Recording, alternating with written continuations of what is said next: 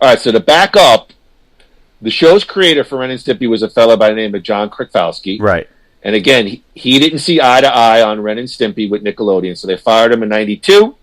John Kay wanted Billy West to walk away from Ren and Stimpy, but Billy, took the paycheck and kept on voicing all the voices. Mm-hmm. In 1995, Howard surprised Billy by having John Kay on the show to discuss their disagreements. It's a pretty legendary Stern show. Things got real uncomfortable. And again, some Howard fans point to this as the beginning of the end between Billy West and the Howard Stern show. That same year, Billy West left after failed contract negotiation with Infinity Broadcasting. While Billy has never said anything publicly, Gru, it seems he is blaming Howard Stern for not backing him against Infinity Broadcasting. Howard, of course, claims there was nothing he could do. In 2009, Billy appeared on the SiriusXM Howard 101 show, Jackie's Joke Hunt, which was hosted by fellow former Stern staffer Jackie the Joke Man Martling. When asked if he would ever go back on the Stern show, Billy West said he would not and might write a book about why he left later.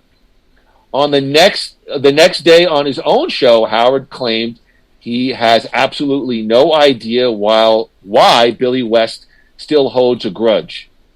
Gru, you calling bullshit on that with Howard? What impact did Billy West have on the show, leaving the Stern show? And of course, what is Billy West's legacy to the Howard Stern show? Well, it's almost like Howard Stern has let's see, right now, honestly, one of the top voice guys in the world is Mark Hamill. He's like he does voices for the biggest DC and Marvel things. Like, he's huge. This would be the equivalent of that. Billy West was not only with Ren and Stimpy, he did a lot of the Looney Tunes. He was worth everything that he would possibly ask for, I think. Can I ask you a question? Yeah. What do you think when Howard has always put out the standard statement, I have nothing to do with you walked right into colleagues. It. Yes. I know exactly where you're going with this, and what do you think of that statement? Okay, this is where I am bringing in my private parts. I was talking to you off air about how I had something I wanted to talk about the movie Private Parts. They go to great pains in two areas of Private Parts, the movie, where Howard sticks his neck out for people on his show. He does it for Robin, and he does it for Fred at two different times in the movie. Remember? Yes. So that paints a picture of Howard saying, my show and my people are number one. And I need, and I'm going to do whatever I can do for these people because they are there for me, they are loyal to me, and I am not going to leave them hanging. He goes, he makes sure they have enough money to pay Fred to bring him down from New York. He basically blackmails them into bringing Robin back after firing her. Now, of course, the movie is somewhat fictionalized, but they go to great pains to make that point and to make him look like that kind of stand-up guy who's going to take the bullet for his people. And if you see this running thread through Billy, through Jackie, and whoever else, you're going to see him saying, there's nothing I could do. It's the Howard fucking Stern show. Without Howard fucking Stern, there is no show. It's all gone. You're going to tell me there's nothing you can do? I'm sorry, Howard. That's bullshit. That's absolute bullshit, and it pisses me off. I'm sorry. What do you think? That pisses me off. That's like Bruce Springsteen. That's like Bruce Springsteen saying, you're not going to pay Steven Van Zandt? All right, well then I'm going to take my E Street Band and we're going to go elsewhere. No, you're going to fucking pay Steven Van Zandt. All right, take a sip of Coke, and okay, let me ask you this question. I'm sorry. What do you think of some of these anti-Stern, I don't know if they're anti-Stern, some of these Stern criticism podcasts have talked about Billy was a major comedic force. Yes. And perhaps Howard was jealous or didn't. I mean, Billy got a lot of big laughs on the show, and we'll talk about Jackie in a little bit. But if you put anything that Howard perhaps was maybe jealous in a sense of Billy got a lot of major time on the show with those Jackie puppet and just some of those crazy impersonations. I mean, he was a real comedian, real fast with the one-liners as well. You put anything to that as well? Well, the only one who could answer that is Howard. I can tell you as a fan, you never heard, I don't think we've ever heard anything like that. It was always Howard. Okay? Would we tune in? If Howard wasn't going to be on the air, would we tune in to hear Billy West talk to Robin? No, I don't think so. I wouldn't. So good point. So if Howard was jealous and that's why he didn't back Billy West, then he's living in the theater of his own mind, because we were still tuning into the Howard Stern show for Howard Stern, not Billy West. Yeah. So I don't. If he was jealous, there was fewer than no reasons to be jealous. So that's his own. That's his own problem, which should have been taken care of in all in the 19 days a week of therapy that he had. But evidently they failed at that one. So no, I don't buy it. What about Billy's legacy and impact to the Stern Show? Unfortunately, a lot of modern day fans probably don't even know who Billy West is. Agreed. And that's a shame, because they don't even know when they listen to 101. They don't even know when they're hearing him. Fortunately, there are guys like us who do. Unfortunately, there's a lot of stuff that they're not going to play of his. One of his best things ever was Marge Shot. You're never going to hear that. You'll never will. You never will. In our minds, in true fans' minds, Billy West is one of the OGs. Even though he wasn't an original, he was there when the show really went into the stratosphere, and he was part of that, and he helped it become what it became. And for them to lose him over, unless he was asking for more money than Howard, that's a guy you hold on to for dear life, because he's going to bring in people who have become in time fans of his. You know what I mean? But too little, too late. I think for me, his legacy as the best voice guy on the Stern Show is firm. Impact, I'll kind of agree with you. It's been so long, and I was still very young when Billy left the show, and I'm saying at the time, I was such a massive Stern fan. I don't even think I gave it much thought at the time, because I was so in Howard's corner. So whatever narrative Howard put out there, I certainly didn't question it. And the Stern Show was kind of at that point, that was a train rising. They were definitely ascending to heights, and so it didn't feel like there was much of a bump there. And there certainly, you had Jackie, and we'll talk about Jackie in a minute. You had a lot of talent there still in the studio. I mean, so again, for me, I agree with you. The legacy is there of Billy as a performer. The impact, that's one that I may question a little bit, just because of the timing, and the Stern Show was ascending, and Howard was on his A game. So it felt like at the time I was young, and it wasn't a major bump in the road when Billy left. That's just my take on it. Yeah, I think I was a little bit more affected by it, because there were a couple things that Billy did on a regular basis that just cracked me up no matter what it was. One of them was his Jay Leno impersonation. That just knocked me out every time I heard it. And his talent was not so much that he got the voice down, which he did, but the writing, what he said and how he said it, that it wasn't just an impression, it was a performance. And that's why he was so good. Like Sour Shoes, he does incredible impersonations, but I don't think he's got like the mind, the quick on his feet thing that Billy West has, which is why Billy West has been so successful outside of the Stern Show, because he is good at that, and he's good at interpreting writing, and so I felt that departure. I mean, it wasn't like, oh my God, what am I going to do now? It was like, oh man, that really sucks. That's silly. But and of course, at the time, I was like, well, Billy West he's done. He's not going to do anything. I didn't realize at the time what a sought after performer he was. So. Yeah.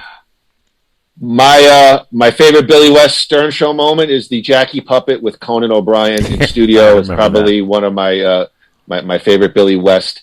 Speaking of the Jackie puppet, let's talk about Gru, Jackie the Joke Man Martling. So we know, Gru, over the years, Jackie had excruciatingly drawn out negotiations over his contracts with Infinity.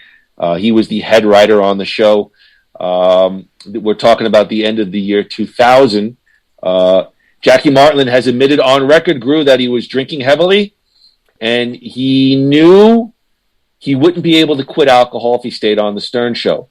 Also, at the time, Jackie has been on record saying his marriage to his wife Nancy was falling apart, and the idea of announcing, perhaps an impending divorce on the air was horrifying. Jackie says he was earning just shy of $578,000 a year as the head writer for the Howard Stern Show, and decided in the year 2000 to ask for an average of $1 million over 5 years. K-Rock's general manager Tom Chiasano offered $611,000 and finally bumped it up to $650,000. Although Chiasano has been on record as saying that K-Rock would have gone as high as $800,000 a year for Jackie the Joke Man Martling. The rock station gave Martling a deadline and warned if he wasn't signed, the deal was off the table. Martling stated that his lawyer advised him to not go into work, perhaps maybe not a good move, and so he emailed Stern to let him know he wouldn't be in that Monday. Martling complained that Howard theatrically complained on the air on that Monday. Where's Jackie? That morning, knowing full well that he wouldn't be in. That night, they spoke on the phone, and Martling says, I could tell as I spoke to him that his relatively new girlfriend, Beth O, was sitting there because he was acting somewhat, quote, on and posing a bit. We weren't on the same wavelength. Stern's girlfriend, Beth Ostrovsky, eventually became the radio personality's second wife. Jackie the Joke Man admits that initially it was very difficult not being on the show, and at least on 2 occasions tried to accept the station's offer to return. Martling says he even wrote a heartfelt note after 9/11 telling Howard he thought that the tragedy would be a perfect opportunity for him to return to the airwaves and bring some levity to the listeners, but he was rebuffed. Gru, who's at fault here? Was it Jackie or the show? And what was or is the impact and legacy of Jackie the Joke Man Martling on the Howard Stern Show? Well, I would say the blame goes. There's plenty of blame to go around. I would say for Jackie to walk away from $650, potentially $800,000 a year for that job. That's I wouldn't say Jackie Martling was worth that. And that's not as the head writer on the number one radio show, at least in the Northeast. I mean, here's my thing. I agree with you because hold on, that's 2000. That's the year 2000. So let's just say he went for the offer of $650,000. That's a lot of dough. Yes. But if you factored in perhaps Howard and Robin's salary at the top, I mean, you can make a case in a weird way that Jackie's certainly underpaid as the head writer for the Stern Show. I would say Jackie's salary should have been compatible with Robin's, not Howard's. Howard will always be the guy, obviously, but Jackie should have taken the deal. Now that being said, Howard again could have said to Chiasano, pay the guy. Pay him what he wants. That's it. It's over. Pay him what he wants. Or, where is Howard at that point? 97, 98. Howard is as hot as ever. Where is he not? Let's say Chiasano calls his bluff and says no, and Howard walks off the air. You really think he's not going to find a more lucrative place to go? But I guess he wasn't ready to do that. And, the timing, like you said, Jackie did bring up, he's got Beth O whispering in his ear. He's got, lawyers saying this and that and the other thing. And I guess everybody is telling Howard not to get involved. While you're freestyling, I'm going to go turn the heat on real quick. I'll be back in 30 seconds. Yeah. So Howard, it's the same thing. It's the same thing. Howard's just, and for him to get that email, and by the way, I'm talking to nobody right now. Here he's back. Howard's saying the same thing, just like there's nothing I can do. I just can't buy it. I can't buy it. I've seen people in much lesser situations than Howard Stern stick their necks out for their people. So unless Howard was personally insulted or angered by the way Jackie handled it, which I can buy a little bit, but he never really made mention of that. He said Jackie wanted this amount of money, the station couldn't come up with it, so that was that. Yeah, I agree with you. I think there's fault on both sides yes. here. I think Jackie, perhaps his team advised him, didn't give him the best advice. Jackie had long had a history, even prior to 2000, with drawing out contract negotiation. It had become fodder for the show, and it had happened before. And I think at this point, perhaps Howard, and I'm not going to kill Howard on this one, and Robin had become tired of perhaps his shtick when it came to contract negotiations and threatening to leave or threatening to sit out. It's that's unprofessional. I agree with you. It's unprofessional not to show up to work while you're still under contract. $600,000, $700,000, $800,000 is still a lot of money, even today's standard. So it's and Howard's been on the air, stated many times he spoke to Jackie in private, and they were on private planes going to Las Vegas for the Vegas shows. And Howard said, "Come on, Jackie, where are you gonna get this kind of treatment and this kind of salary?" And then Howard also has stated on the air that Jackie, comparatively speaking to other radio performers and writers on radio shows, was at the high level. And again, emailing Howard, you don't do that in my estimation. You speak to him face to face, make sure there's no ambiguity in the communication. All these, at the time, moving into Legacy and Impact, I completely bought, because I was younger, I completely bought Howard's narrative. 20, 30 years later, I do believe Jackie has a point. I don't think he handled it well. Yeah. And by the time he maybe came to his senses or, wanted to work for the Stern Show, they weren't having it. They had already moved on. What are your thoughts? Yeah, I agree with you. I agree with you that once, even I at the time, by 2001, was already in full time yet? Mm-hmm.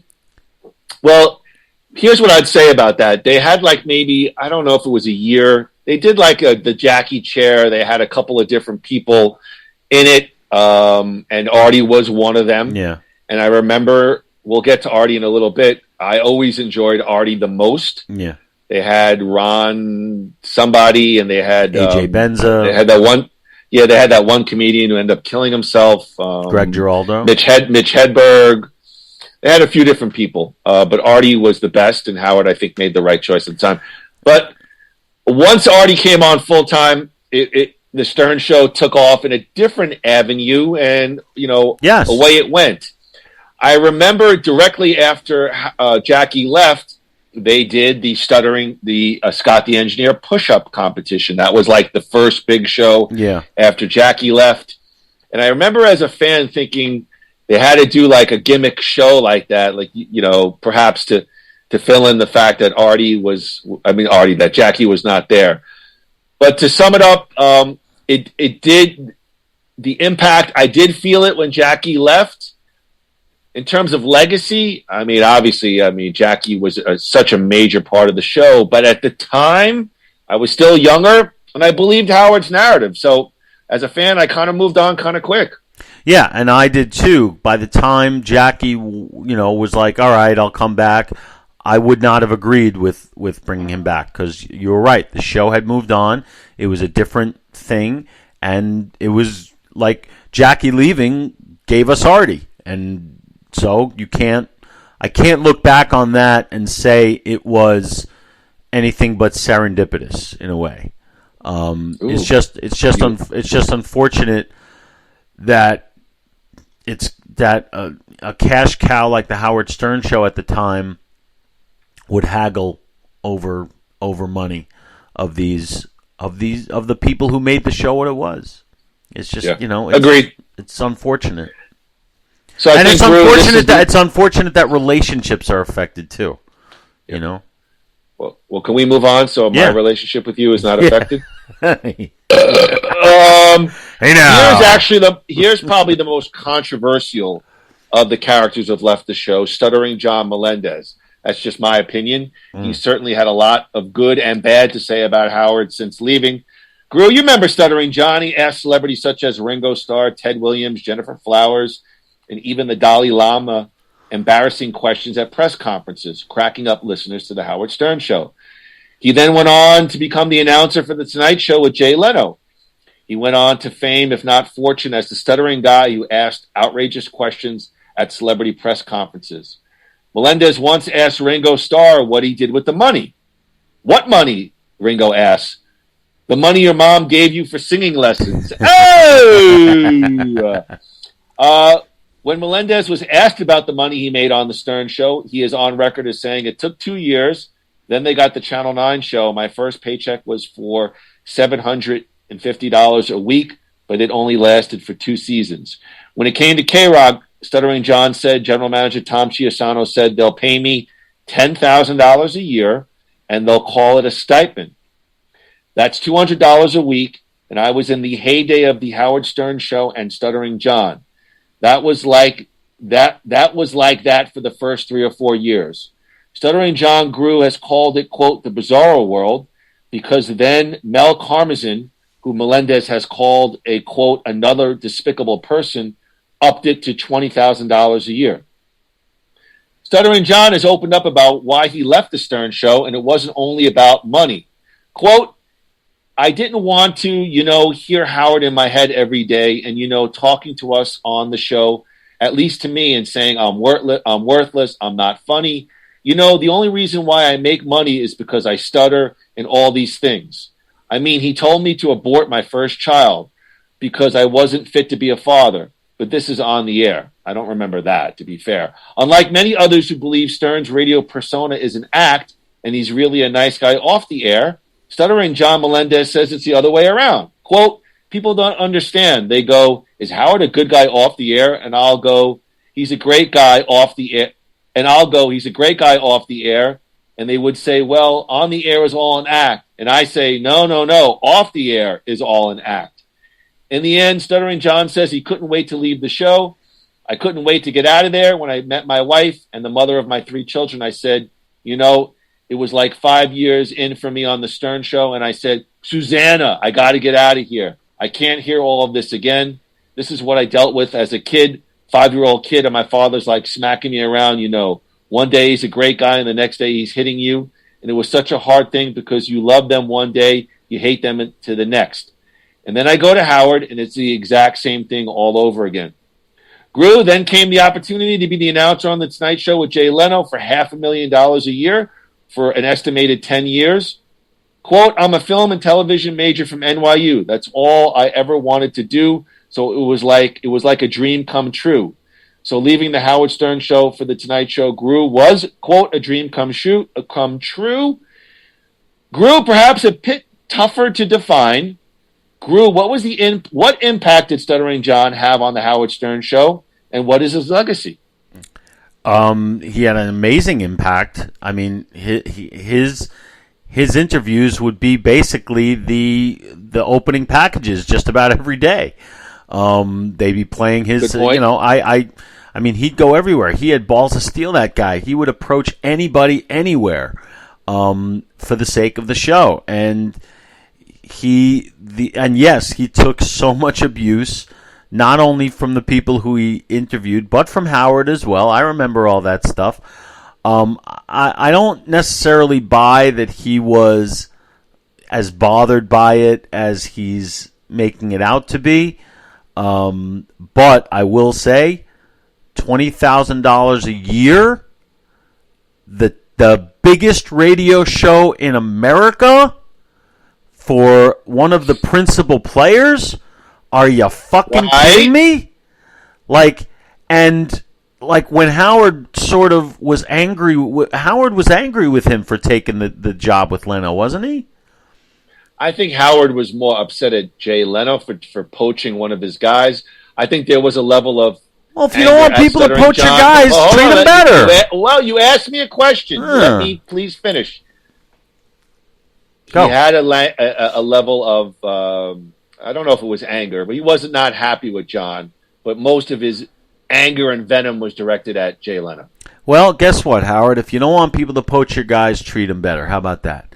And as far as the legacy will always be there because there's unlike Billy West, you always know when. Actually, I shouldn't say that, but you always know when you're getting a Stuttering John interview. Now they don't really play those anymore, but we can find them. No, they don't. But we can find them if we want. That's why I say 101 is a piece of crap too, because you're not going to get a well-rounded view of the Stern Show. You're going to 101. I'm listening to it, and it's like 2021 interview with Arsenio Hall. I don't want to hear that on 101. It's relatively new. I want to hear Jackie, John, Artie stuff, right? And maybe some of the newer stuff, but anyway, that's another. Yeah, and for him to harbor any the only ill will that I would say Howard has a right to be upset with John about is what John says publicly about Howard. Now, but that you could say about anybody. If we're best friends, but if I heard a recording of you saying bad shit about me, I'd be angry with you. And I'd have every right to be. But Howard also needs to understand this guy went from a $20,000 a year to a $500,000 a year job. Who the fuck is not going to take that? Yeah. And I'll bet that if Howard came up with half that money for John, he might have stayed, like for $250. Maybe. Because think about it. Because think about the gig. Think about I don't know the tonight. Then again, look at the Tonight Show gig. That it doesn't get easier than that. So, but yeah, I agree with you about his impact. But the legacy, there's one that I think has, and perhaps I've bought into Howard's narrative a little bit. But John has he's probably been the one guy from the Stern Show that has been pretty ruthless in going after Howard, and every podcast, every takedown attempt has failed miserably. John will go at every shitty podcast, every shitty radio interview to bang out Howard. And so there, I've kind of been like, and I criticize Howard like we will today, but I feel like John has been a little bit exposed as a guy who took. Yeah, he was a stuttering guy and he had balls of steel, but he took lines written by other people and he made it work. And listen, I'm not going to downplay that. You got to have balls of steel to do what he did. What does Howard do? John is, excuse me? What does Howard do? He takes lines written by other people and uses it, same as any actor or performer. Yeah, I think Howard was more collaborator back in the day, in the 90s and the early 2000s. Obviously now he I don't think he does really much collaboration. He has a writing team, but Howard claims, in the writing room he was with Jackie and John, and Fred, and they did the lines together for Stuttering John. I just think Stuttering John has been a little bit exposed. He's not, he's an alcoholic. He's every shitty podcast he goes on. He's really pretty ruthlessly mean to Howard Pelican and making fun of his daughters. And I think some of that should be hands off. But look, I'm not Stuttering John. I didn't go through that experience. I agree with you. His impact was you cannot take away. And, the legacy, list some of my favorite moments. My favorite moment with Stuttering John is not even an interview.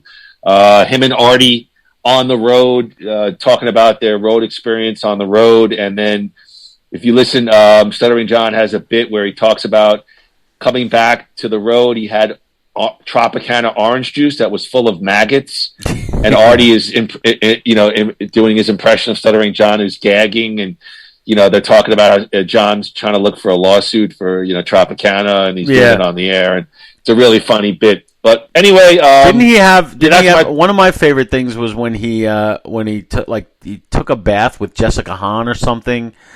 And I remember they just when they got out of the water, like they looked at how dirty the water was because John was just so disgusting, and it was so funny.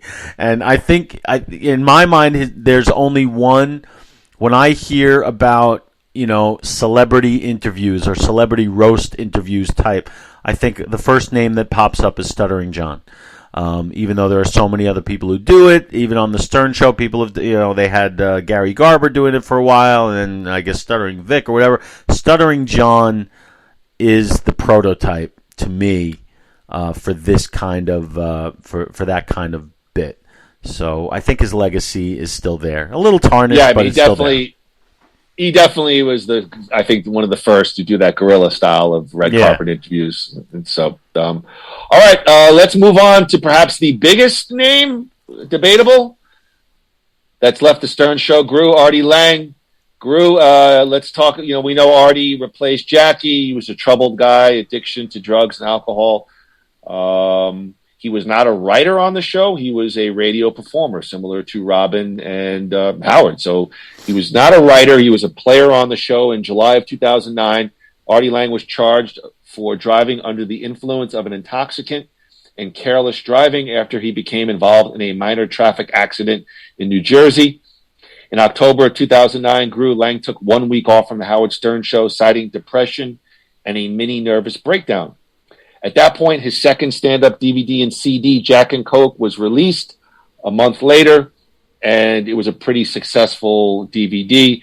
In November 2009, Artie Lange canceled all his stand-up gigs booked for the rest of the year and throughout 2010. He felt, quote, really beat from work and needed time to recover from his heroin relapse that April and writing new stand-up material. In an interview around this time, Artie Lange said, quote, the combination of the road and morning radio hasn't killed me, but it's come close. If I keep doing it, it will. The situation culminated on December 9th, 2009, when Lange showed up at the Howard Stern Show, having spent the previous 7 hours drinking whiskey, taking painkillers, which affected his performance on the air. During a commercial break, Sirius management told Artie Lange to go home. He was granted time off from the show. He voluntarily checked in at a rehab facility, Grew in Long Island, to cope with withdrawals, but, quote, hated everything about it and left 8 days later. Upon his return home, Artie Lange spent the next several days in his apartment on an alcohol and pill binge. And, of course, I remember calling you that day. On January 2nd, 2010, Artie Lange attempted suicide for the second time. Second time, they're saying, I wasn't aware of a first time, but a second time at his home by drinking bleach, slitting his wrist with a knife, and stabbing himself in the abdomen 9 times with a 13-inch kitchen knife. He was found on the floor by his mother, who, unbeknownst to him, was outside planning an intervention for Artie with his sister, 2 uncles, and friend and comedian Colin Quinn. Artie Lange was taken to a hospital later that day for surgery. He was transferred to a psychiatric ward a week later. Just wild, wild stuff. An executive for SiriusXM stated that Artie Lange would be welcomed back onto the Howard Stern Show following his recovery, but Howard Stern decided against it later, stating that it would not aid in his recovery. Artie Lange was truly one of a kind. We've talked about Artie and how he's moved on from the show since, but here's your opportunity to give us your thoughts on Artie Lange, his impact and legacy on the Howard Stern Show. This is a tough one because while I do agree with Howard that the show was bad for Artie's health, and he needed to get himself together, it seems like Howard left it at that and basically said, get yourself together and then we'll talk. It's a tough one because I'm trying to put myself in Howard's shoes, which is very difficult to do. But if I had the kind of resources and the kind of clout and the kind, and just everything revolved around me, I feel like Howard would have been more personally involved. Like you talked about Artie's mother and sister planning an intervention for him. I feel like Howard, as his boss, but also his friend, as he claimed to be, would have been involved in that. And I think about people's like long-term employer-employee relationships that involve back and forth things. I think about bosses that I've had in my life, and I feel like that if I was in trouble while I was under their employ, they would be there for me, and they would help me with what I needed from them, if anything. I feel like Howard just sort of let him go, and that's not what you do to a friend. And plus, Artie was a star coming into the show. He was a TV star. I mean, he wasn't a marquee guy, but he had been on Mad TV. He'd been in several movies. Like, he was an established performer. He came on the show with Norm Macdonald, as a guest. It's almost like Billy Crystal hosting Saturday Night Live before becoming a cast member. So the way they just kind of cut Artie loose. Hold on. I don't know if I would put Artie to the level that Billy Crystal. No. I did. I'm just comparing. I'm comparing like the situations. He came on as a guest, and then he became part of the show. And he was, as far as his legacy and his contribution, some of the biggest laughs I've ever had are from Artie's, because Artie really, when Howard was moving towards the Beth O life and the celebrity life, Artie was the one who kind of sat in for us. You know what I'm saying? So, does that make sense? Like he was he was our representative. Howard used to be our representative in that room. Then when Artie was there, Artie became our stand-in, and his loss was I would call it the biggest loss to the show that it's ever had.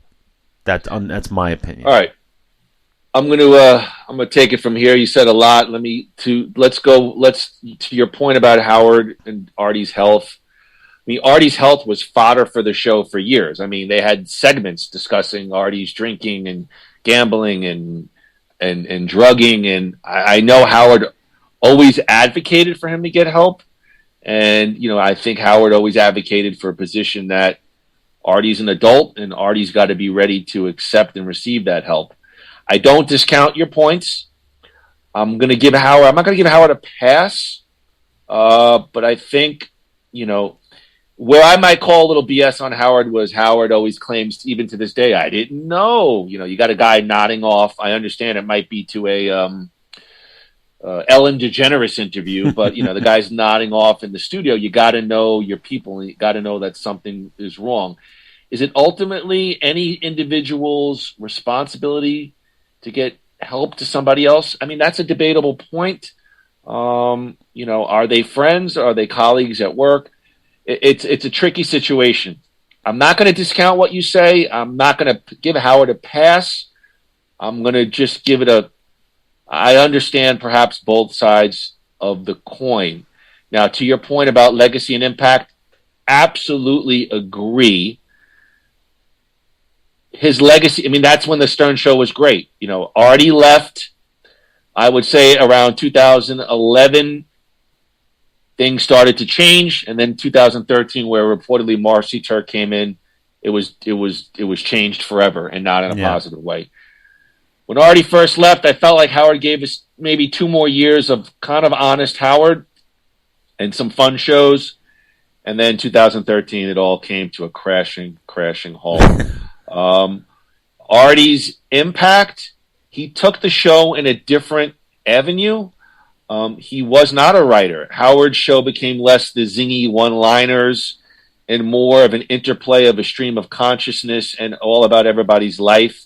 and story driven, and Artie's talking about the this and that, and Howard. So I enjoyed the Stern Show for different reasons. I agree with you. Artie became that everyman, and I think to his detriment ultimately, because I have no proof of this, but once Artie went through his deal and Howard sort of made his decision to move on, I think in a sense, you could already see that there was some rigidity. There was a famous show in which Artie and Gilbert Gottfried were on the news and riffing, and clearly, the N-word and things like that, and Howard was uncomfortable. I think Howard was trying to move the show, elevate the show in terms of material and perhaps presentation and being more celebrity friendly, and Artie was just not fucking down with that, and I love that about Artie. Yeah. And so is he the biggest name to leave? Probably. Your point, your comparison with Billy Crystal. I didn't say the biggest name. I said biggest. He left the biggest hole. I think that's what I meant to say. Yeah. To me, I think I would agree, only because SiriusXM, there was no bigger platform. Yeah. Artie's importance per se to Jackie the Joke Man, I think that's real debatable. I think it's debatable to whether the Stern Show with Jackie, that era, was the greatest era versus perhaps the Artie era. I don't want to get into that now. But yes, Artie leaving, that was the last moment the Howard Stern Show was great, in my opinion. Yeah. Andrew Gruthius. You mentioned, colleagues. Are they colleagues or are they friends? I feel this way. I feel that a guy like Howard Stern, just like with the power that he has, and I know it's a cliche, comes a sense of moral responsibility. That's my opinion. It's not a fact. It's what I feel. I'll give you somewhat of an example. You tell me if it's legit at all. Go ahead. A few years ago, we had a teacher at our school who I didn't know personally, just someone I said hello to in the hallway, but didn't have any other relationship otherwise, who was diagnosed with cancer, and he was out of, PTO days, vacation days. And so they asked whatever teachers were able to, if they were able to donate days. And I said to myself, you know what? I try not to take my vacation days.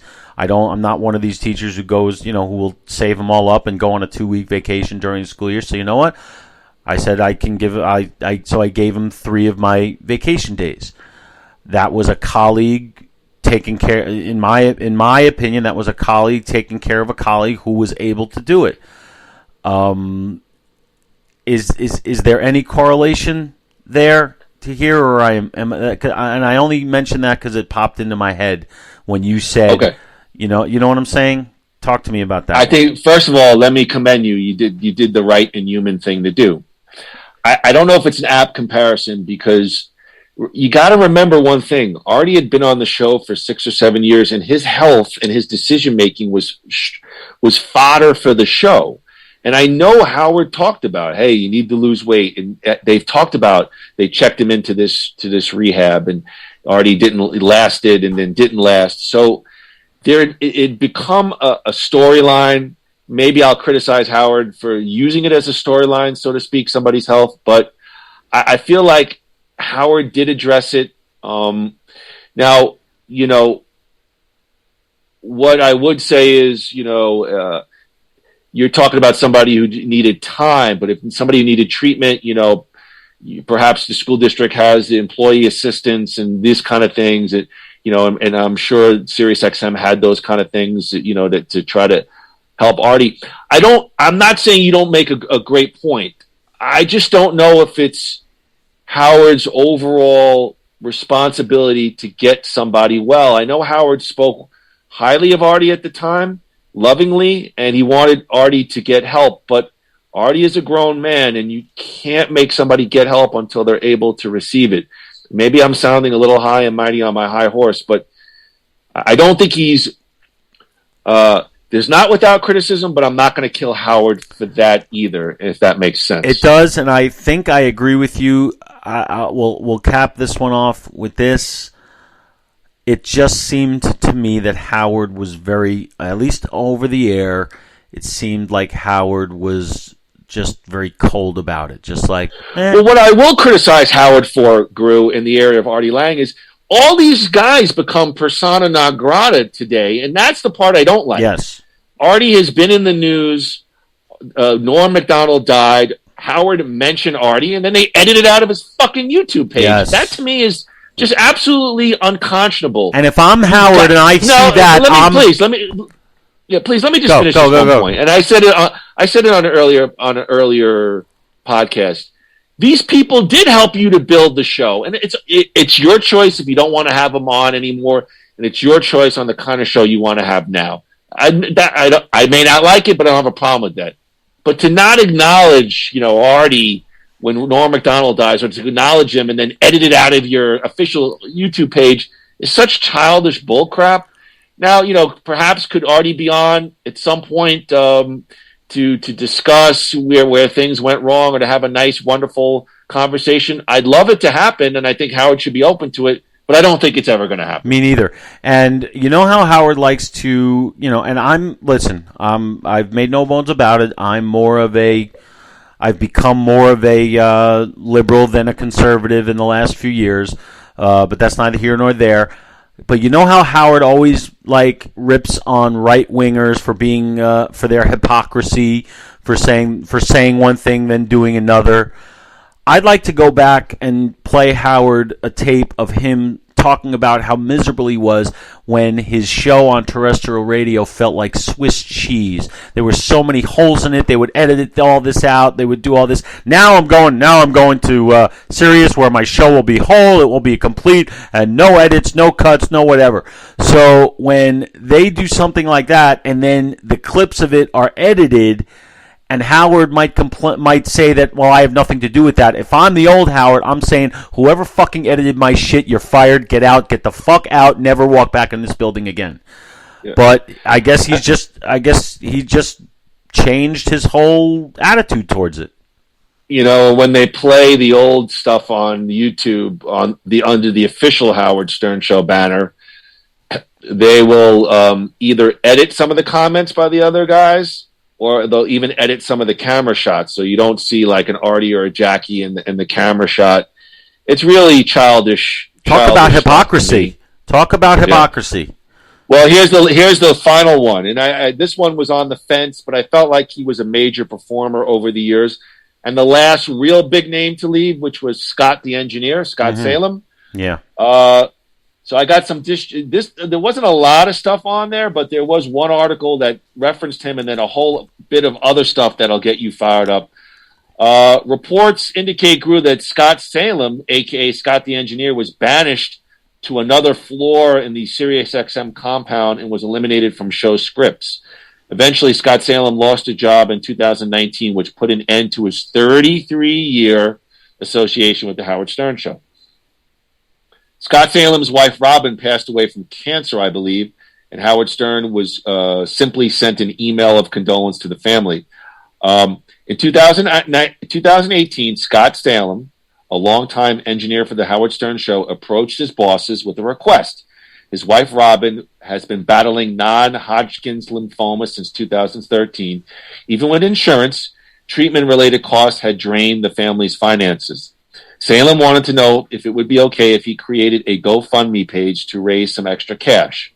According to multiple Stern Show sources, Marcy Turk, Stern's chief operating officer, told Scott Salem he could proceed, but there was to be no mention of the Stern Show on this GoFundMe page.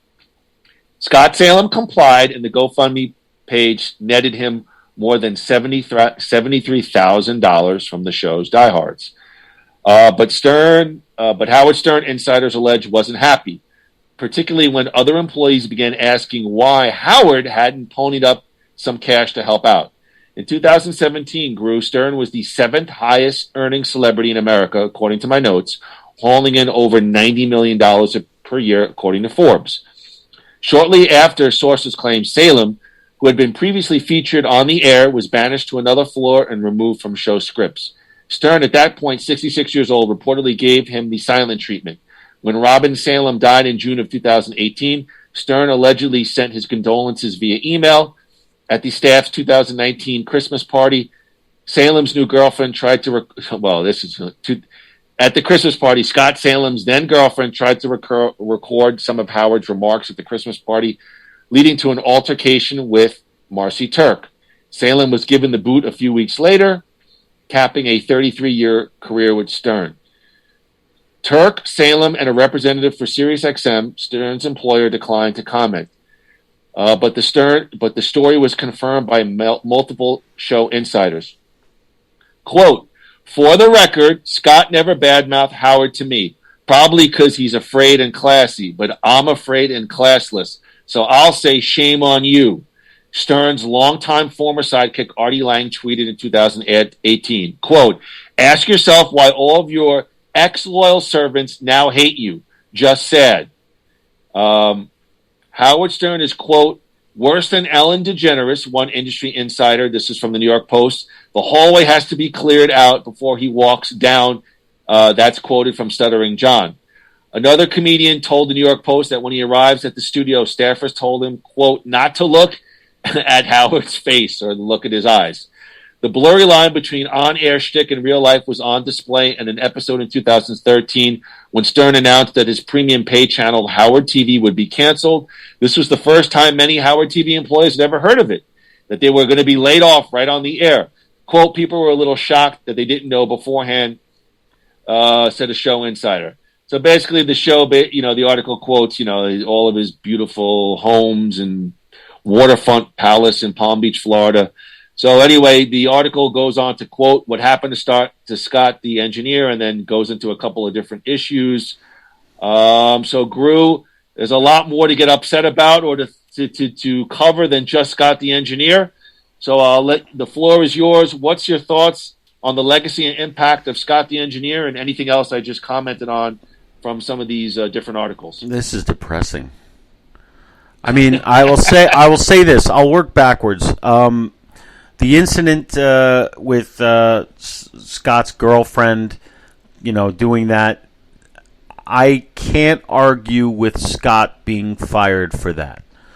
That's a line you don't really cross if you're still working for the company. Fireable? I mean, you want to censure him? You want to throw him out? Okay, all right. All right, I'll agree with that. After 30-something years, I want to acknowledge that was not the right thing to do. Yes, that was a very poor taste and very childish. However, all the rest, I mean, Jesus Christ, I'm trying to think. I'm trying to put myself in these situations, and God forbid. If somebody I knew for that long, even if I wasn't friends with them, somebody I worked with for that long, and I was in a position to save someone or help save someone's life, you wouldn't need to ask. I would. Does that make me better than Howard Stern? Or just because? I mean, just because something's not my responsibility doesn't mean it's not my responsibility. That's kind of how I look at it. And for Howard to, like you said, so much of what Scott did made that show work. Whether it was on the air or clips being played, whatever it is. Like, whenever an artist's song gets played on the radio, they get royalties. Whenever they play a clip of Scott, give me the tape, does Scott get royalties? Probably not.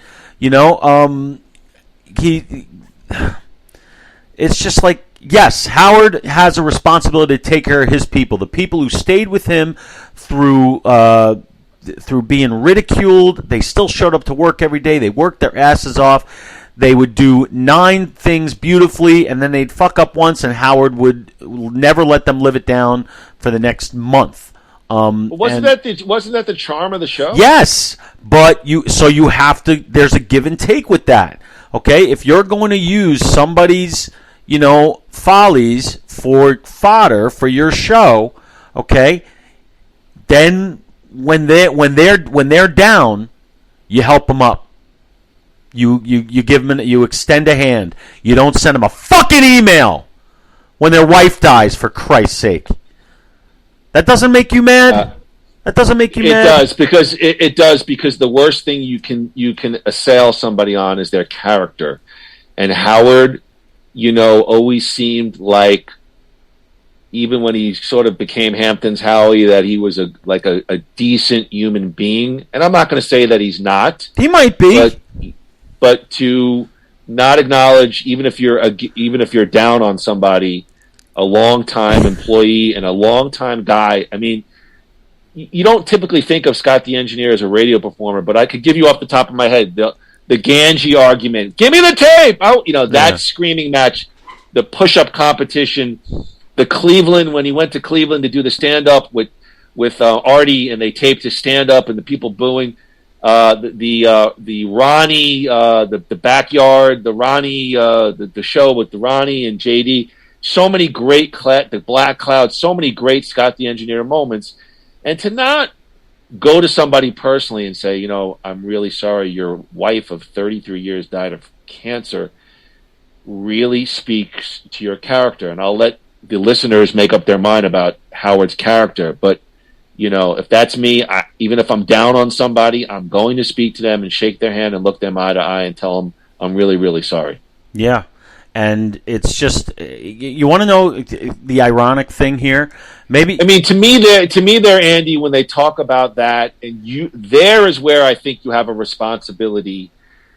You're worth, X million. And again, somebody could say, well, Evan, he's just a work employee or a colleague. What responsibility? But to there. Yeah. You're not talking about somebody getting help. You're talking about somebody in need of help, cancer treatments. I'm making $90 million a year, whatever my total net worth is. You're telling me Howard couldn't pony up $500,000 to help this family with medical costs? That's where I will kill him on that one. You got somebody in need.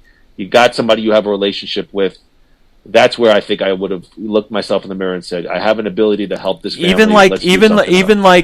Even like an anonymous $100,000 donation to the GoFundMe. I mean, that's tip money to Howard.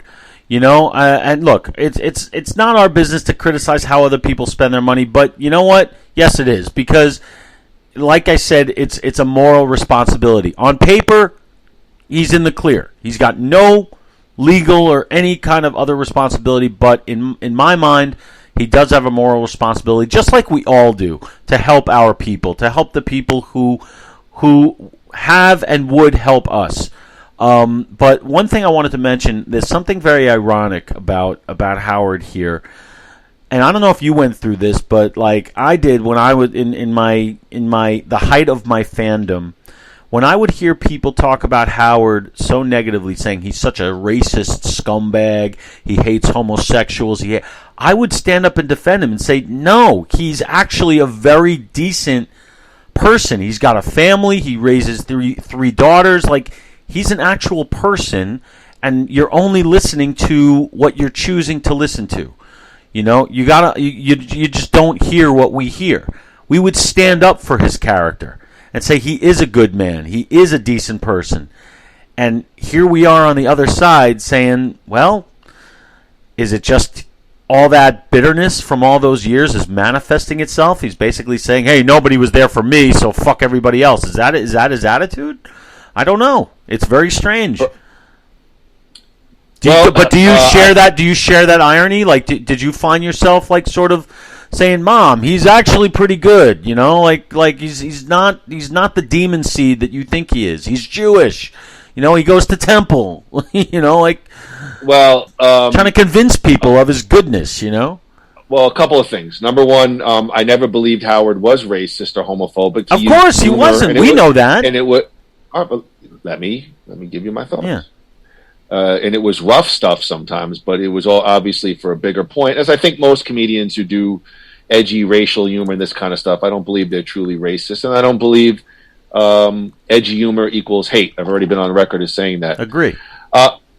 Now, when you mentioned your mom or speaking to your parents, I mean, to me, that was one of the kisses of death. Like, my mom was like, oh, I saw Howard on Anderson Cooper on CNN. And to me, I was that's it for Howard. Yeah. So, things have changed. I think I've already said, it's time to move on with it's a different. Again, I'm not going to not say I'm not a fan of Howard, but I'm definitely a different type of fan. Reading all the other stuff that people quoted about Howard in regards to Scott the Engineer, with don't look him in the eye, clearing the hallways. It's all disappointing stuff, but perhaps Howard has fallen into the traps of celebrity that a lot of celebrities have, and I think Howard was a guy that was always on the outside, and now he's on the inside, and he likes it, and that's his choice. Now let me ask you a question. If Howard were honest about all this stuff, if Howard came on the air Monday and said, all right, listen, I was listening to Nothing Worthwhile with these two assholes, Mooney and Grew, and I want to address everything that they said. And if he was honest about all this stuff, yes, I threw Artie under the bus. So yes, I did this. Yes, I'm a scumbag. All right, I'm a selfish prick. That's just who I am. And if you don't like me for that, don't listen. All right, but I am what I am. I can't change it. I am Hollywood Howie. Everything. You are all right. With that being said, I'm going to come in here. I'm going to do what I've been doing for the last whatever years, and it's up to you. Nobody's forcing you. Would you accept that? Would you be like, okay, now I can move past this? And I could say, okay, I'll accept Howard now for what he is because he's accepted it, or at least he's publicly accepted it. He has intimated a bit, but is he addressed like the Hamptons? No. Would I accept it? Yes. Would I have more of an appreciation for him? Yes. Would that make me a more ardent fan? Absolutely not, because I don't enjoy the show. I don't enjoy the show in its current incarnation. But we'd be less critical, right? Yes. Yeah, of course. Right, that's my question. I've always said to you, the Stern Show has been about truth, and when you're not truthful, you piss me off. That is the biggest criticism, and the one thing that seems to be a constant in all of these five people who we've discussed on this show is that there's been a lack of truth coming from the Howard Stern side. Right? Well, let me ask you this, Grew, to wrap it up before we move on to the week that was. I've asked you this before. We're going to assume this is Howard's last contract. Any opportunity that, as Andy Gruth, you see any of these players back on the show, even for a one-off, to talk nostalgia and the good times, or is Howard going to wrap it up and not even acknowledge some of these great performers that he's had on over the years? Every time you ask me this question, I become less and less optimistic about that. I feel like it'll be like the core four or the core five. It'll be Howard, Robin, Fred, Gary. Is there another one? I'm just not. I wouldn't even put like Hine. I wouldn't even put John Hine in that category. I would just be like, those are the people. Unless Gary does something that pisses off Howard and he fires him 3 days before his contract runs out, and then he forgets he was ever there. I would say no. There would be. What's there to gain? If Howard's leaving, what's there to gain? He obviously doesn't like these people personally. Otherwise, he would want them. He would want them around. If you like somebody, you want them around. You want to have a relationship with them. If you don't like them, you don't want them around. So why would Howard, on his way out, want to have people sitting across from him or talking to him that he doesn't like or is uncomfortable speaking to? And that is obvious. It's obviously that's where he is with these people. So I don't see it happening. Like we said with Artie, if anybody, it would be Artie, and I don't see that happening. Yeah. So agreed. Yeah. All right, Grew, that was Howard Stern, The Other Side. You ready for the week that was? Yep, let's do it. All right, Grew. It's now time for Nothing Worthwhile, the week that was. Thank you. Such a effortless finger swipe. Who brings us the week that was, Evan? Who brings it to us? New You Life Center. Grew, no goal is too big, no journey is too far. Say that again? You don't say. You don't say? I don't say. Check out all of their hormone balancing programs for men and women at www.newlifecenters.com or give them a call at 602-274-0068. Tell them Moody and Grew sent you and receive a big 15% off your first service. Thank you, New You Life Center. Let me get All right. this. You mother. All right. Groove, let me. Yeah, you motherfucker. All right. Magida Boogie Boogie. All right. Let's see here.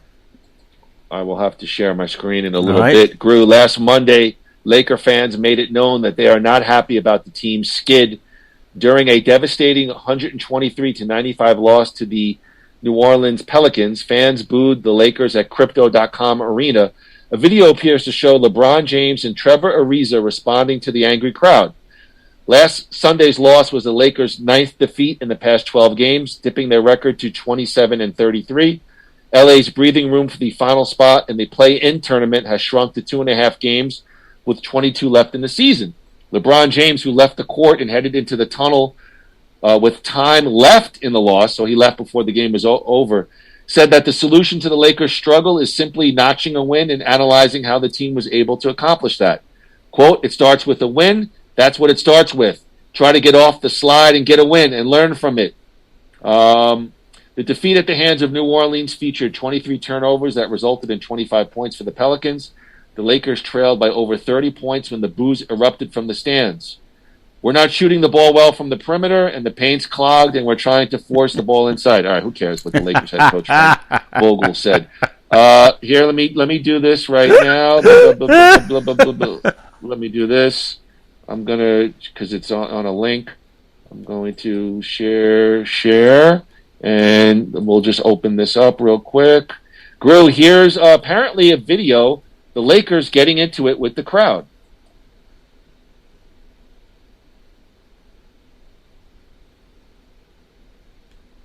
What happened? What am I seeing? Hello, you there? I think Evan froze. We'll be right back.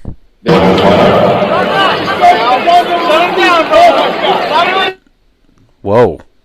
That was what's his problem? It's a loop. It's a continuous loop. No, I understand. I see it. I saw it. It's LeBron giving the stink eye to. Are we even recording right now? Yes, we are.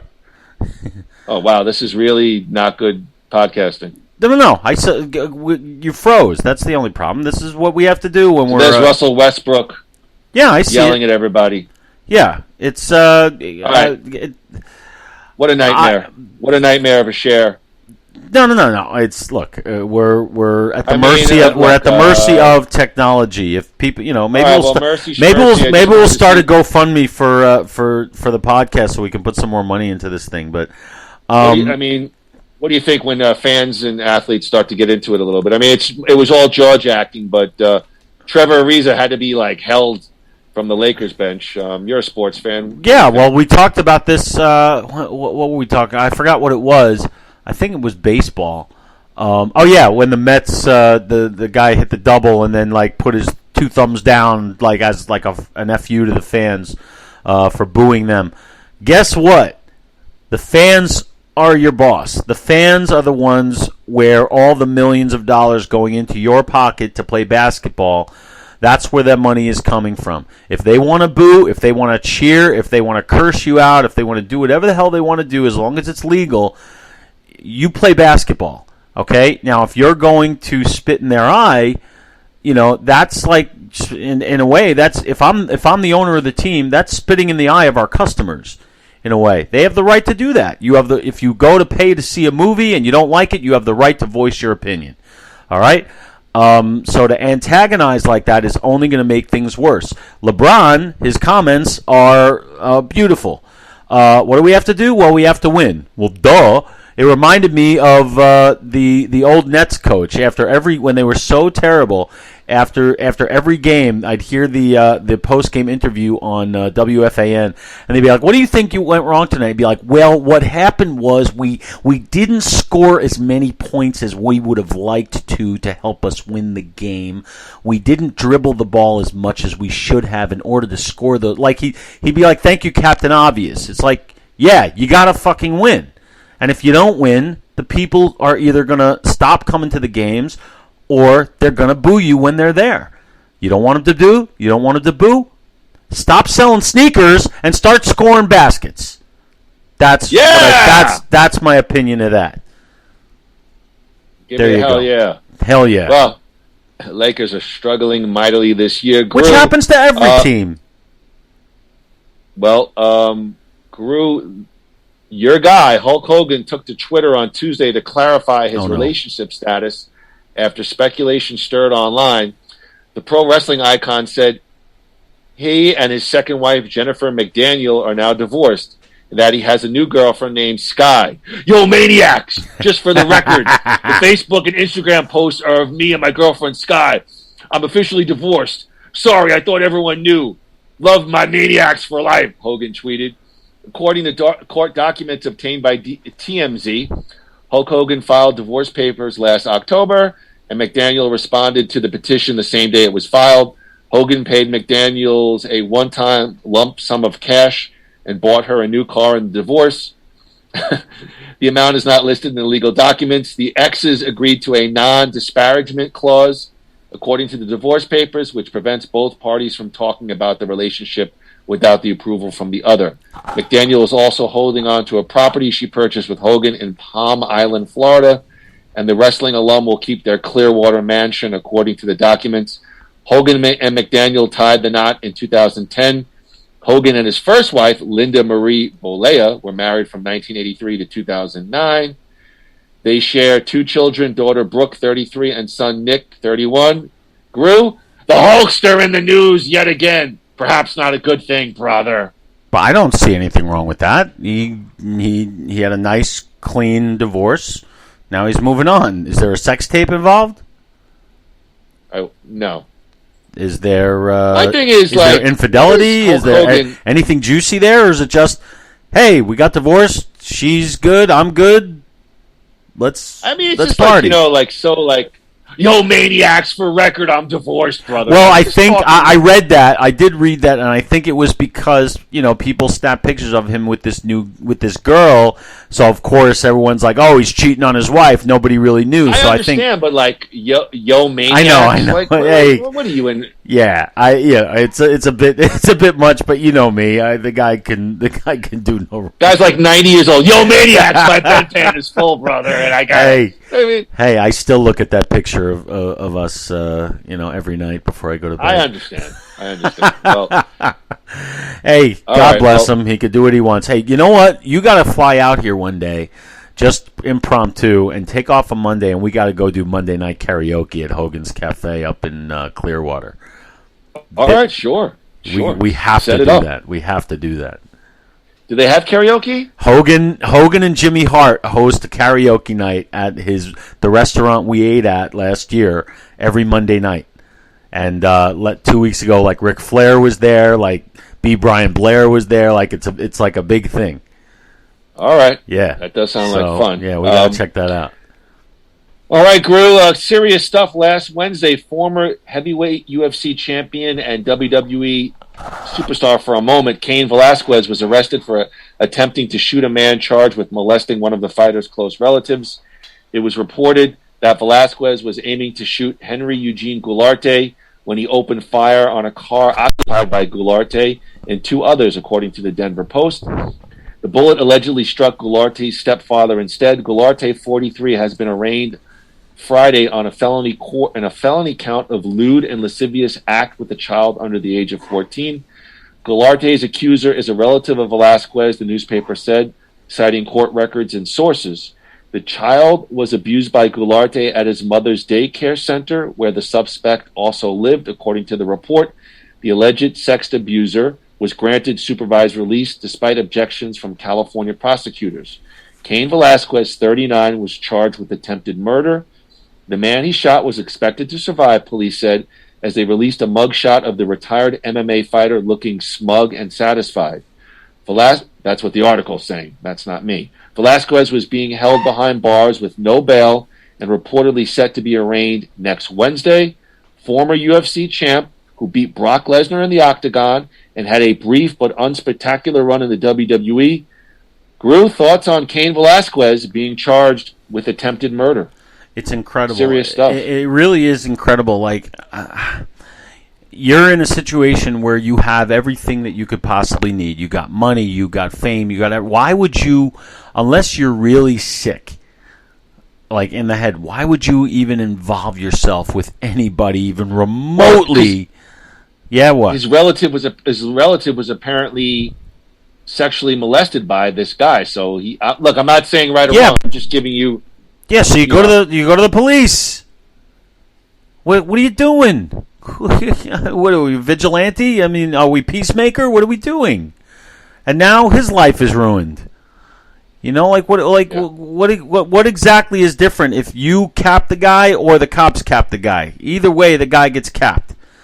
What is it? You know, it's almost like these people get it's like everybody loves me, everybody pays me, so that means I can get away with anything. And I can do what I want and take matters into my own hands because I have a certain level of celebrity. That's just stupidity. I will acknowledge perhaps the rage that he felt. Sure, can't take the law into your own hands. And this guy is, he could be facing some very, very serious time in jail. So I understand it, but. Can't take the law into your own hands. Nope. As they say, take them to court. Yeah. People's Court. Judge Wapner. Love that show. Remember the commercial for that where you had like the Andrew Dice Clay impersonator? He's like, I take my thing to the People's Court. I don't remember. I remember Doug Llewellyn was the court reporter and Rusty was the bailiff. Yep. I do remember that. Gru, I was doing notes yesterday. Last Saturday, the New York Post posted a long-form interview with one Brock Lesnar. Mm-hmm. Some of the juicy tidbits was Brock Lesnar was done after WrestleMania 36 at the WWE Performance Center in Orlando, where he was defeated by Drew McIntyre at a fanless WrestleMania 36, no less. He was not seen again in the WWE until this past August at SummerSlam, where he confronted current WWE Universal Champion Roman Reigns to close out the show. That show has now kicked off a 7-month-plus storyline with Reigns and his former on-screen advocate Paul Heyman, during which Lesnar has now won the WWE Championship twice and also the Royal Rumble. This was to promote the Madison Square Garden show, which we talked about earlier. And basically the article talks about Lesnar has returned, and it's a different Brock Lesnar. He does not dress and act like the person that he was prior. He's now doing his own promos. He's telling knock-knock jokes. He has a braid in his hair. Lesnar said WWE Chairman Vince McMahon told him he didn't really care what he wore on TV. So now he's dressing in overalls, flannels, cowboy boots, and hats that he wears on his farm. The usually very private Brock Lesnar is finally giving fans, quote, the most genuine look. This is the real Brock Lesnar, he said. I'm a country hillbilly, and that's who I am. I grew up the same way. Some other things that the article talks about. He's been with the WWE for over 20 years. He's having a lot of fun, Gru, now during this current run. He talks about his relationship with Paul Heyman. The article talks about he's a former NCAA Division I championship wrestler, and he is very serious. Real life wants to be a dual champion after the 2-night WrestleMania 38 in Dallas on April 2nd and 3rd, saying that he believes he's the only one in the WWE because of his background and his history who is capable of accomplishing that.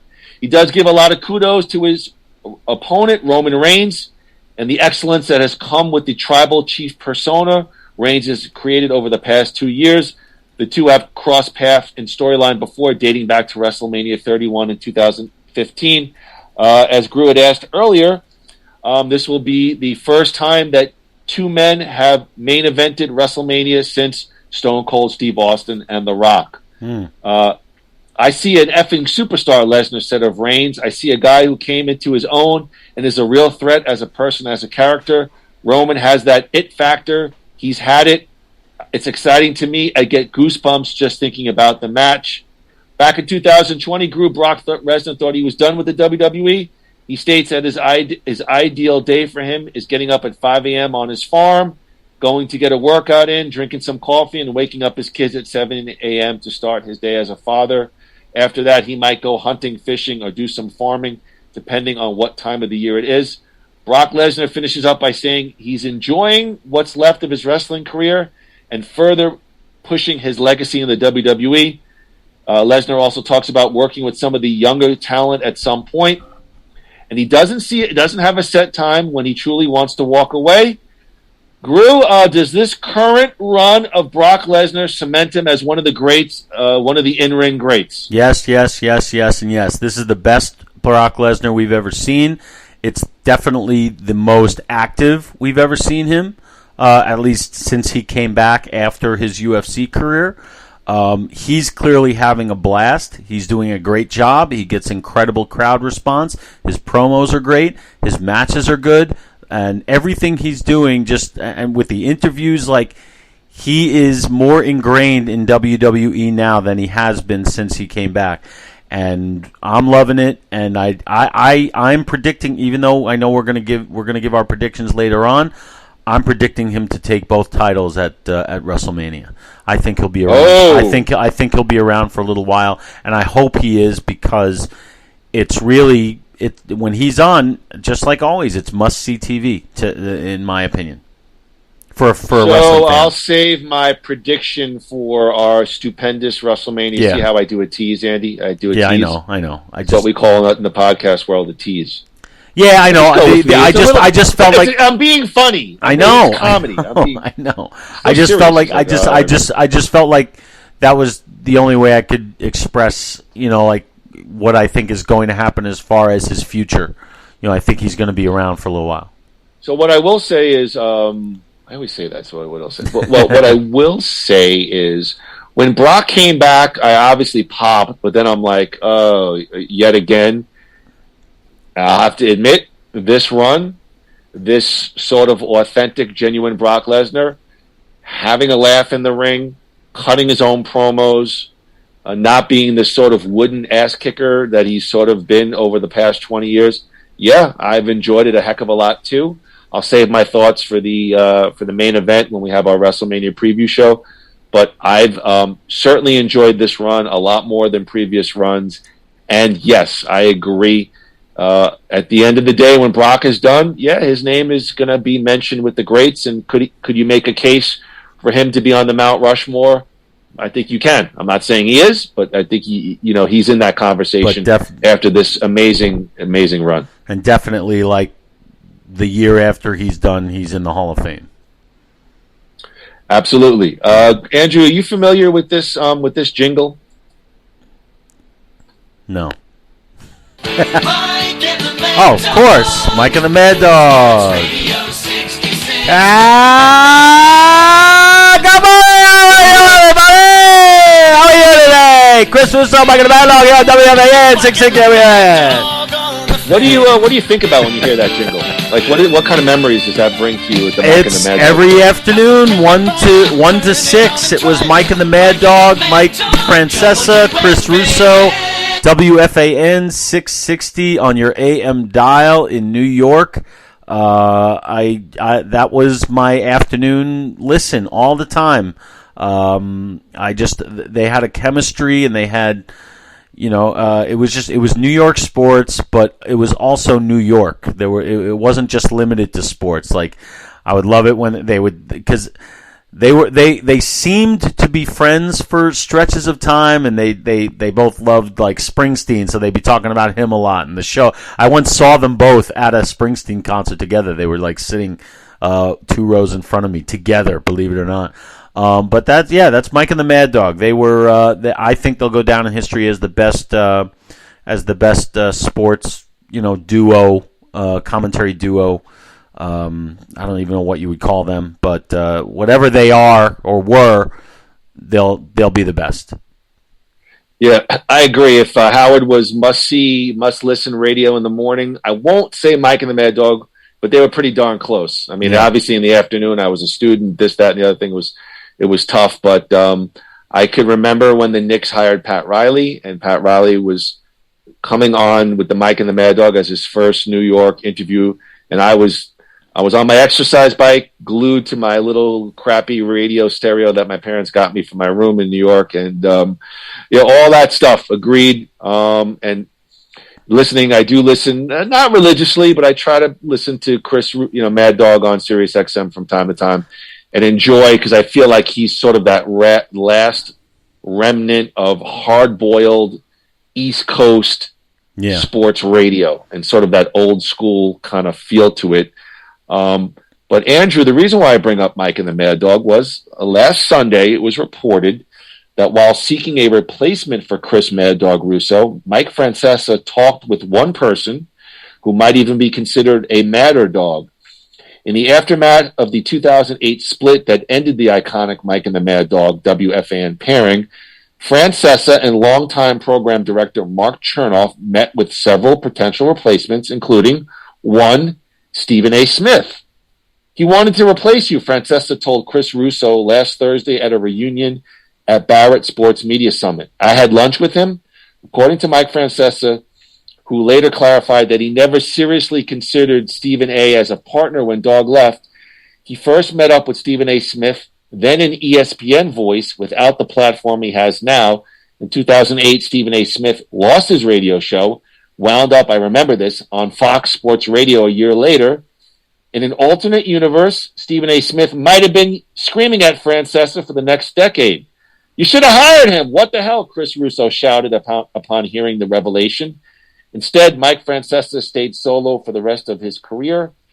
For a final time in 2020, Stephen A. Smith landed back at ESPN and now has arisen as a superstar sports shouter on First Take, where he recently has had battles with Christopher Mad Dog Russo, as Mad Dog is now on First Take every Wednesday. Christopher Russo had said, quote, Stephen A. Smith would have been a very wise choice. New York Sports Afternoon Drive grew. Mike Francesa and Stephen A., what are your thoughts? I think Francesa did the right thing. I think in the beginning it seemed a little empty, but once Mike found his groove, I think his show was. I wouldn't have wanted to see anybody else in that spot. I think going solo in the end was the right thing for him to do. Stephen A. Smith is good, but it would have been just nonstop comparisons to Mad Dog, and it just kind of would have gotten in the way. I was happy with the way the show progressed. Yeah, I think Francesa took a real big hit. I think the show got almost comical on its last couple of years. He was old. A lot of stuff on YouTube, him nodding off, him getting information. I agree with that, but I don't think. Well, I'm giving you my opinion. I think Christopher Mad Dog Russo is a much better broadcaster. Oh, I agree. I agree with that. I agree with that. I just don't think Stephen A. Smith would have been. I don't think it would have worked. Yeah, I agree. I used to be really down on Stephen A. I kind of appreciate it. I mean, you're not going to. These sports debate shows are the late, and they've been the rage for the last 10 years. I think Stephen A.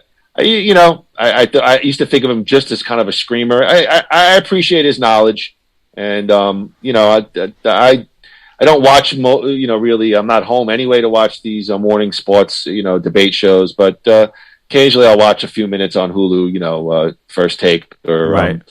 The one on Fox Sports. I forget the one with Skip and Shannon. So occasionally I watch them just for some sports information and mostly for entertainment. But would have been interesting. But yes, I think ultimately Francesa as a solo act probably was the better choice. Agreed. All right, Gru. For our next... Well, wait. I have a couple of covers for you. Oh, okay. Let's go real quick. I have two. Okay? I have two. One is giving you the new one, asking you to guess the old one, and the other one is the old one, asking you to guess the new one. Why didn't you tell me when we met, like that you had some covers stuff? I told you in the beginning. I said before we went on the air. You did? I said I. All right, so you're gonna give me the new one, and no, you want me to for the first. I got two. This one, let's just do it. Evan, are you aware of the song by the great Cyndi Lauper off of her debut album, the song "Girls Just Want to Have Fun"? Of course. Did you know that was not an original song by Cyndi Lauper? I did not know that. I did not. I recently found out that song was originally written and performed in 1979. Do you know by whom? I have absolutely no idea. Well, let me share the screen with you. Actually, no, that'll give it away. I don't know how to do this without just... I know, you don't know how to just do sound. Yeah, I don't know how to just do sound. Well, anyway, since you didn't even know it was a cover, the answer is Robert Hazard. Robert Hazard. Have you ever heard of Robert Hazard? Yeah, he's the new up and coming guy on NXT 2.0. Yeah. So now I'll share the screen and see if you can see. So a guy is singing about girls just. Yeah. Well, fun. I've never heard this, so we're going to share this right now. Okay, you ready? Here we go. Let's see. What show prep? Let's see. Oh Lord. Oh boy.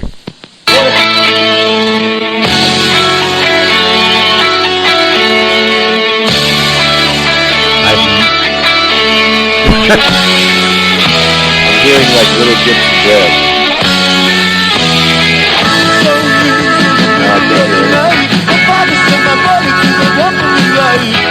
Alright, I've had enough of that. I guess a punk version of Girls Just Want to Have Fun. I mean, he looks like a typical British 80s, with the thin tie and all that crap. So anyway, my second one here, Bruce Springsteen, you may have heard of him. He started performing a song that he wrote in the mid-'80s called Light of Day. Are you familiar with that number? Yes. Now, did you know that number was covered officially by another artist only 2 years after it was written by Mr. Springsteen? I believe I have the answer. I'm hoping I'm going to get this correct, but we'll see. Go for it. Was it covered by Joan Jett? Joan Jett, is that your final answer? Well, I know it was in the movie with Joan Jett and Michael J. Fox. I guess, yeah, I'll go with that. Is that your final answer? Yes. That would be a good final answer. Joan Jett is correct. Yes, very good. Yes, Joan Jett in the movie Light of Day. Actually, the song Light of Day, just a little known fact, was written for the movie. The original title of it was actually Born in the USA, and the movie was supposed to be titled Born in the USA. And then Bruce liked that title, so he used that title for what became Born in the USA, and changed Light of Day into what it became. I remember liking, I think, the Joan Jett cover. It's pretty good. It's pretty good. Yeah. Bruce, I don't think ever made like an actual studio version of it. It's always been a live song for him. Joan Jett's is a studio version. But anyway, so that's our covers game for the day. So what's going on next week on Nothing Worthwhile, Evan? Next week, Andrew, we are back on the last of the Action Heroes podcast network. We are Van Damme It. We are taking an official 1 month Jean-Claude vacation, and we're dipping into Steven Seagal territory, Steven Seagal world. I think it'll be very topical with the Russia-Ukraine conflict. We're going to Steven Seagal. We're going to 1994 on Deadly Ground, and where his battle to save the Alaskan wilderness and protect its people can only be won. Steven Seagal, 1994, on Deadly Ground. I'm really looking forward to this deliciousness. I've seen this. I saw this movie once, and I hated it then. I'm really curious, and that was like when it came out. I saw it in the theater. And this, to me, is the end of phase 1 of Steven Seagal. And I'll explain that. This was like his last. I feel like this was like his last, like big movie, big theatrical Steven Seagal movie. At least until a few years later, when the sequel to Under Siege came out. But this was like he had a run of like 5 movies here, where it was like the new Steven Seagal movie is in the theaters. Warner Brothers, like big budget, whatever. I think after this, it kind of tailed off to direct-to-video things, but we'll save that for next week. Okay, And then for our next Nothing Worthwhile podcast, our next Nothing Worthwhile show, it'll be our most stupendous WrestleMania 38 preview show. Yes, it's the road to WrestleMania, which ends in Dallas, Texas. And we will be there live. Live, as always. This is year number 5. Five-time at WrestleMania. Actually, 6. 5th in a row. But it's our 6th together. We went to WrestleMania 10 together. This will be our 5th in a row. That's true. So. But all right, Andrew, very excited. Take us out. Yes, ladies and gentlemen, thank you once again for joining us. Technical glitches aside, we're still a work in progress, but we're getting there, we're getting better, and we're only looking forward. Next week, on Deadly Ground, as part of the Last of the Action Heroes Podcast Network. And following that, the road to WrestleMania leads to Dallas. We'll give you our predictions, our thoughts, our innermost feelings about the WWE, the state of wrestling today, as we head towards the show of shows, WrestleMania. And until then, 1, 2, 3, rip 'em! Whack, whack.